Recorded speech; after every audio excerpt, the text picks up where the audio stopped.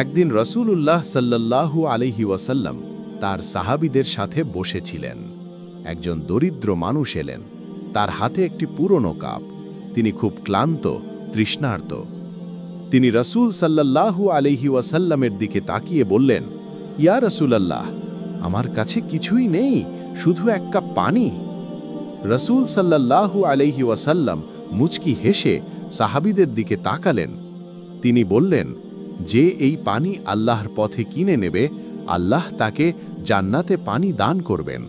একজন সাহাবী এগিয়ে এসে কাপটি কিনলেন, এরপর আবার দরিদ্র মানুষটিকে ফিরিয়ে দিলেন। মানুষটি খুশিতে কাঁদতে লাগলেন। রাসূল সাল্লাল্লাহু আলাইহি ওয়াসাল্লাম বললেন, দান কখনো কমায় না, বরং আল্লাহ দানের বিনিময়ে অসীম বরকত দেন। শিক্ষা: ছোট দানও আল্লাহর কাছে অতি মূল্যবান।